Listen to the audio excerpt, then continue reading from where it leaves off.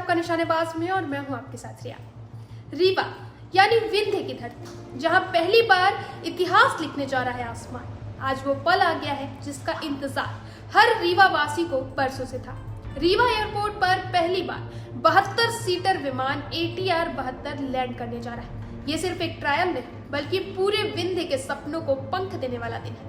अगर ये लैंडिंग सफल रही तो नवंबर से यहाँ से सीधे दिल्ली और मुंबई की उड़ानें भरी जाएंगी। तो चलिए देखते हैं कि कैसे तैयार हुआ रीवा एयरपोर्ट और कैसे होने जा रही है वो ऐतिहासिक लैंडिंग जो बदल देगी विंध्य की तस्वीर और तकदीर। इस रिपोर्ट में रीवा एयरपोर्ट जो कभी एक सपना था, आज उस सपने को पूरा होने की दस्तक दे रहा है। 28 अक्टूबर का दिन सिर्फ कैलेंडर में दर्ज तारीख नहीं बल्कि विंध्य की नई उड़ान की शुरुआत है। एयरपोर्ट अथॉरिटी ने पिछले कुछ महीनों में दिन रात काम करके रनवे को 72 सीटर विमान की लैंडिंग के लिए तैयार किया है।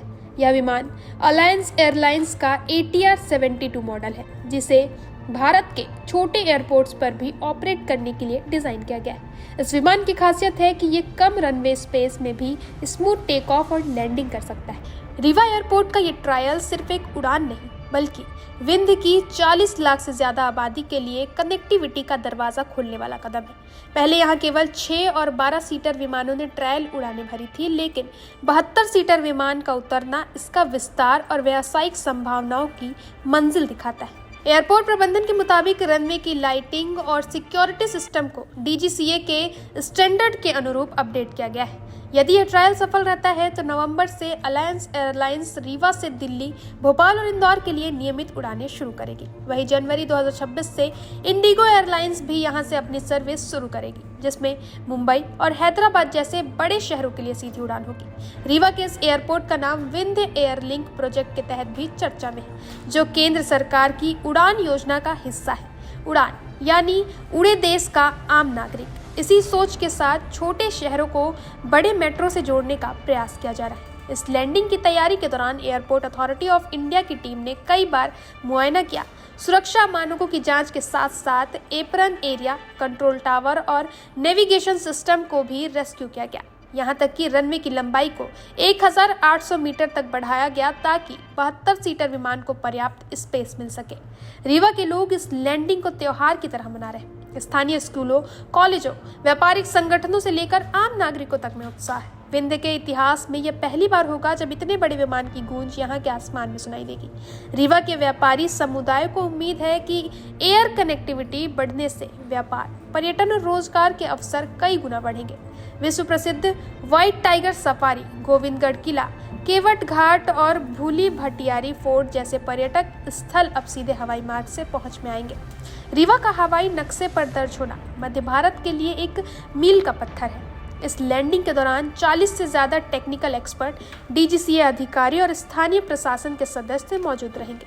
ट्रायल के दौरान हर सेकंड का डेटा रिकॉर्ड किया जाएगा। विमान की गति, ऊंचाई और रनवे टच डाउन टाइमिंग तक को नोट किया जाएगा। इसके बाद DGCA अपनी रिपोर्ट देगा जो फाइनल अप्रूवल के लिए सबसे अहम होगी।